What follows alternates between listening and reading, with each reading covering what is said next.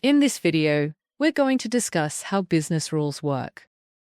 The business rules are used to automatically create and validate orders out of attachments.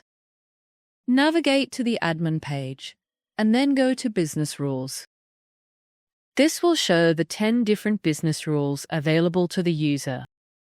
These can be filtered by clicking the Add Filter button. To remove a filter, just click on the X button next to it.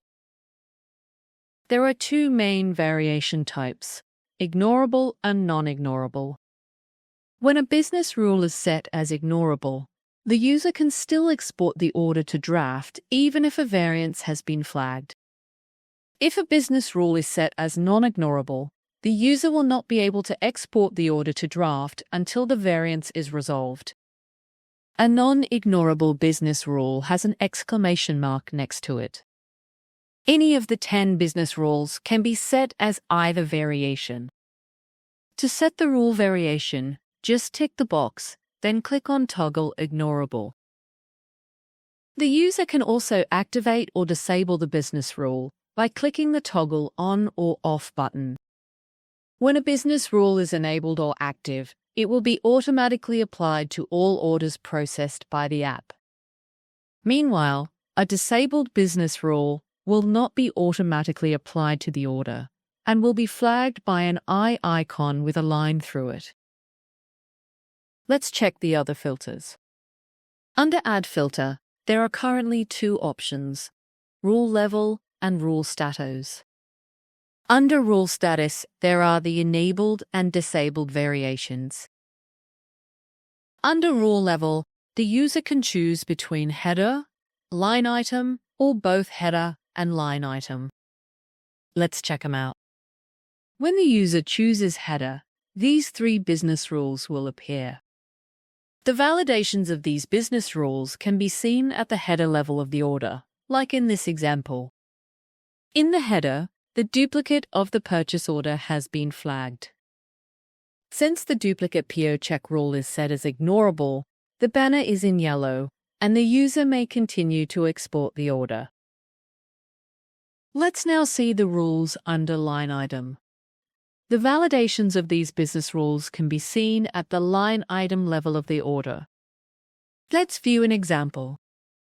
Going back to the order, click on the View Discrepancies button, and we'll see the variances at line item level. To view these variances, the user can either click the Go To Field button or scroll down to the section. In the line item section, there is an exclamation mark next to the line item. Hovering over the mark will display the number of warnings for that line item. Clicking on the arrow will expand the line item, where the user can see the exact field that has a variance. Clicking on the exclamation mark will give the user the option to edit the information. In this case, the price has been flagged since the unit price extracted from the purchase order template is 500, but the price in the Shopify master data is 671.66. The user can either click on Apply Recommended or tick the Ignore this variance box.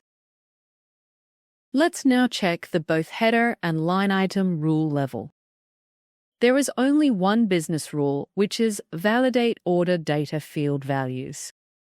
For this rule, there is a gear icon, which is for advanced configuration.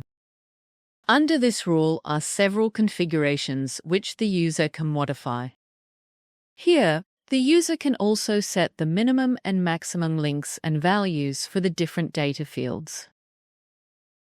Let's now see how this business rule works. Going back to the order again, let's set the quantity of this line item as blank, and then save the changes. We now have 4 discrepancies instead of 3.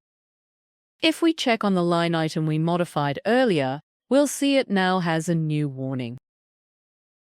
Now, let's discuss how non-ignorable business rules can affect the order. We can see that the banner is in red instead of yellow, and the Export to Draft button is grayed out. The user cannot export the order until the variances are resolved. The Revalidate Order button is used when there are changes made to the business rules, and the user would like to apply those changes to the order. Let's see this button in action. In this example, the duplicate PO number business rule is currently set to ignorable, and we're able to export the order to draft. On the business rules page, let's change the variation for the duplicate PO check rule to non-ignorable. Let's go back to the order and click on Revalidate Order so the changes in business rule can take effect. The duplicate PO number is now flagged as a critical issue, and we're unable to export the order. And that is how business rules work.